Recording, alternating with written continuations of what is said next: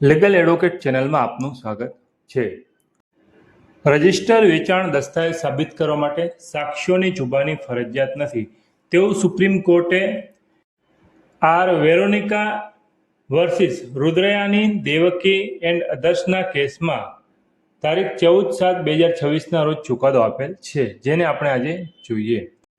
Supreme કોર્ટે આ કેસમાં સ્પષ્ટ કર્યું છે કે ભારતીય પુરાવા અધિનિયમ 1872ની કલમ 68ની જોગવાઈ રજિસ્ટર્ડ સેલ ડીડ એટલે કે નોંધાયેલા વેચાણ દસ્તાવેજને લાગુ પડતી નથી. કોર્ટે જણાવ્યું હતું કે કાયદા અનુસાર વેચાણ દસ્તાવેજ એટલે કે સેલ ડીડ માટે સાક્ષીઓ દ્વારા જ પ્રમાણિત એટલે અટેસ્ટેડ કરાવવું ફરજિયાત નથી. આ સાથે જ સુપ્રીમ કોર્ટે કેરળ હાઈકોર્ટનો એ ચુકાદાને રદ કર્યો છે, જેમાં હાઈકોર્ટે વેચાણ દસ્તાવેજના વ્યવહારમાં પુરાવા અધિનિયમની કલમ 68ની જોગવાઈને લાગુ કરી દીધેલ હતી. કેસ એવો છે કે આ વિવાદ કેરળના એક સિવિલ પ્રોપર્ટી એટલે કે જમીન માલિકીના વિવાદ સાથે જોડાયેલો છે, જે 13 સેન્ટ જમીનમાંથી 6.5 સેન્ટ જમીનની માલિકી અંગે વિવાદ હતો.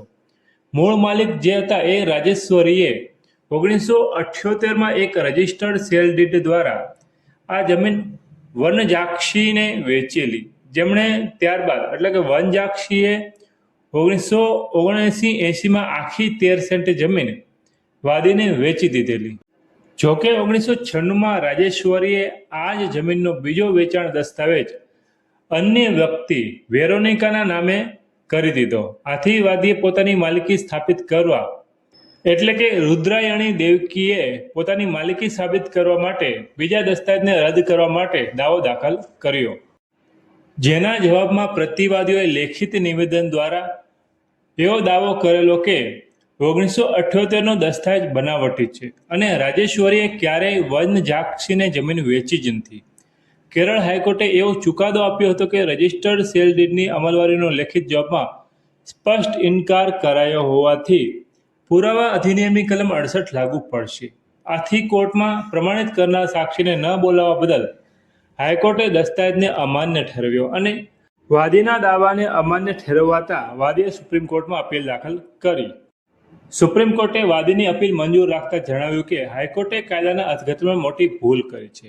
ટ્રાન્સફર ઓફ પ્રોપર્ટી એક્ટ 1882ની કલમ 54 હેઠળ વેચાણ દસ્તાવેજની નોંધણી એટલે કે રજિસ્ટ્રેશન ફરજિયાત છે, પરંતુ તેના માટે સાક્ષીઓનું પ્રમાણન અટેસ્ટેશન કાયદાકીય રીતે અનિવાર્ય નથી.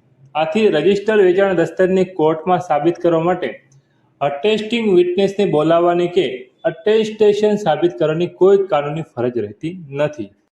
આ ઉપરાંત સુપ્રીમ કોર્ટે એ પણ નોંધ્યું કે કેરળ હાઈકોર્ટે સિવિલ પ્રોસિજર કોડની કલમ 100 હેઠળ કોઈ કાયદાકીય મહત્વનો પ્રશ્ન ઘડ્યા વિના કેસનો નિકાલ કરીને પ્રક્રિયાત્મક ગંભીર ભૂલ કરી છે. આ કાનૂની જોગવાઈનું પાલન કરવું ફરજિયાત છે.